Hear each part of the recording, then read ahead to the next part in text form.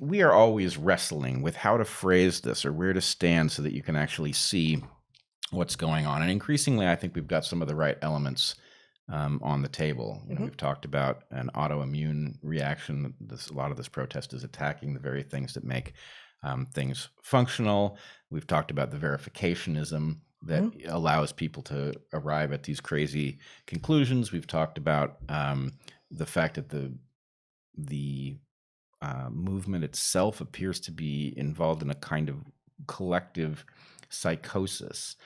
But you've also talked about this the Sneetches analogy. Yep. That there's something about what is being said that appears to be devoid of content. It's just group identifier stuff, and it could be as arbitrary as a star on your belly, right? And that we are confused by the fact that there is content like, oh, we should definitely defund the police. Like, that sounds like an argument. We should definitely defund the police sounds like an analytical conclusion that arises from an analysis rather than, it could just as easily be, I hum at this pitch, right? Yes, you do. Well, I do now. But but anyway, so I've been wrestling with how to put these things together, how to even think about them correctly. Yeah. And I came up with this model, which unfortunately I'm going to hold up on a piece of paper, which is kind of old school. But anyway, let's see. Here's my piece of paper. Here's the model. That we live here in this gully. And the point is the political winds can push this ball one direction or the other, and it tends to revert back to the middle. The liberals can get a little overly enthusiastic with some of their solution making, and, things don't quite work out. And then the conservatives say, told you so, it was never going to work. And they drag things back a little bit too far, and we lose some of the gains. That can go on indefinitely, because what this is, this depression there is, mathematically speaking, a stable equilibrium. Now, the points I have labeled A and B here, those are unstable equilibria. And the point is, if you push this ball far enough, it reaches one of these unstable equilibria. And the next thing that happens is you end up down here, wherever that is. And my claim is going to be, this doesn't have to be fascism and communism, but it might as well be. The point is, a historical process that pushes that ball up to either A or B results in a catastrophic destabilization, a disintegration of something that was keeping you safe. And so my point is, you don't always like it where you're in this gully here, but it's tolerable. And what happens once you go over one of these unstable equilibrium points is you end up somewhere completely intolerable. And the real question for us is, A, what does that? And I'm going to argue that the Sneetches business has a lot to do with it, that the thing that tends to push you over the edge is something that historically causes you, instead of thinking about things analytically, to default to team. So Sneetches, mask wearing Sneetches and Sneetches without, MAGA hat wearing Sneetches and Sneetches without, it's all the same thing, right? But the tribes that are defined by the MAGA hat and the masks and the stars on the bellies and all of the rest are then slotted by their enemies into particular buckets. And so, we have pointed out often that at least used to be, I'm not sure if it still is, but on the official Black Lives Matter page, we see, in interviews with the founders, we see them saying, actually, this is Marxist. We were trained in Marxist stuff, and that's what we're trying to do. And so, to your point, is it communism? Is it fascism? Is it Marxism? Is it fascism? It doesn't need to be, but those do seem to be the two poles that we are oscillating between, at least in terms of mainstream media right now. And part of the problem, I think, this is maybe not exactly to your point, but I do think that part of the problem is there are many of us actually on the left, including many people on the right, who are saying, oh my God, that's Marxism that they're proclaiming, because they're actually saying it. And you should believe them when they say that that's actually what they're doing, because it looks like it, and also they don't deny it, so what the hell? And by the way, look at these 18 examples from history where Marxism doesn't work, so let's not go there. On the other side, you've got people saying Trump's ascendancy to office is clearly an indicator that we are about to descend into fascism. And there are some people on the right who see that. There are pretty much everyone in the far left, the people who are actually rioting and some number of the people who are protesting on the streets see it that way. But there are also many of us on the left who say, don't like the guy, disagree with these policies, don't think he's fit for office, but it doesn't look fascist, right? Yeah. So we on the left can simultaneously say, don't want that particular executive branch to maintain. But in terms of, are we struggling between communism and fascism, it actually doesn't look like this thing over in the Republican Party right now is fascist. Well, no. So I agree with that to an extent. Okay. My real point is that there is tribalism that exists in this well, right? In the well, there's normal tribalism. You've got elephants and donkeys under the best of circumstances. And it's not inherently bad, right?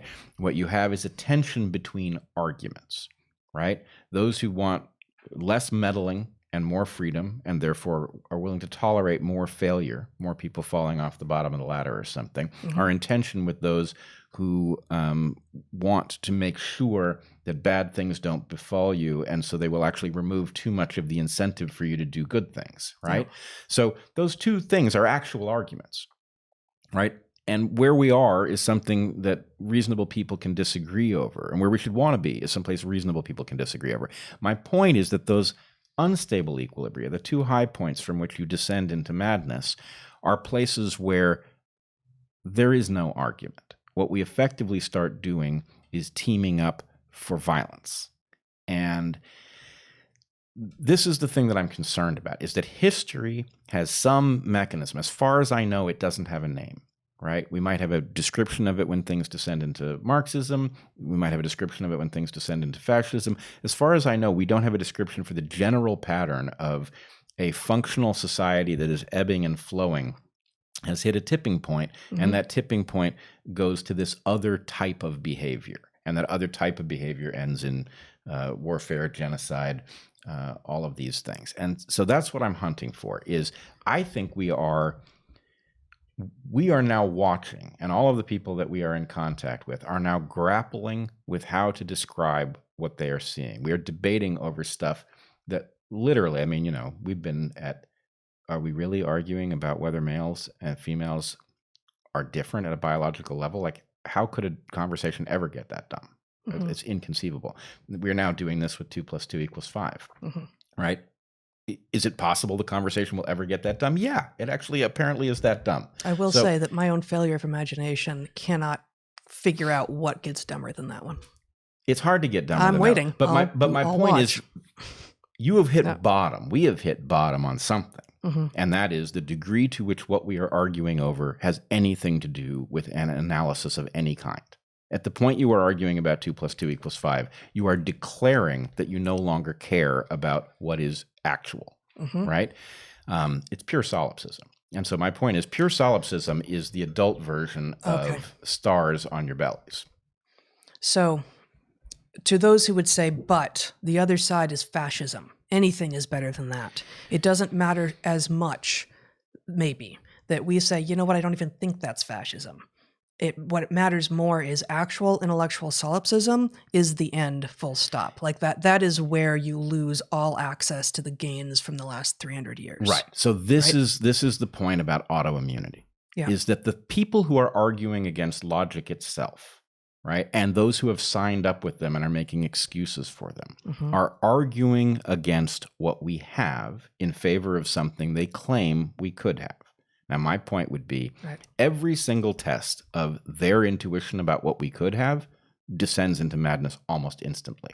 So we are listening to insane people who have a claim about a world better than this one, and we are no longer listening to people who say this world has a hell of a lot going for it, and the only right thing to do is to fix the parts that didn't get there, to complete the project rather than destroy the project. We are in that argument, and we are losing ground to the people who want to destroy this world in the hope or in the expectation that something marvelous, as they see it, will arise in its place. We are losing ground because their argument is no longer an argument. It is A threat. Expand on that a little bit. We are losing ground. We are losing ground because it all sounded to all of us like we were in conversation, and then it turns out no, actually, what was maybe thinly veiled is now just full on threat. Yes, and that the way that this looks, I mean, I'm beginning to get frustrated with our circle, because our circle is seeing so much of this nonsense that it thinks its job is to catalog it. Have you seen this crazy example? Have you seen that crazy example? Look at what this person claimed. Oh my God, it's gotten even worse, right? And my point is, that will work for some people who haven't yet seen it being presented with a list, a catalog. I feel a little like invoking Yoda, and I'm not a huge Star Wars fan, but I am kind of a huge Yoda fan. Okay.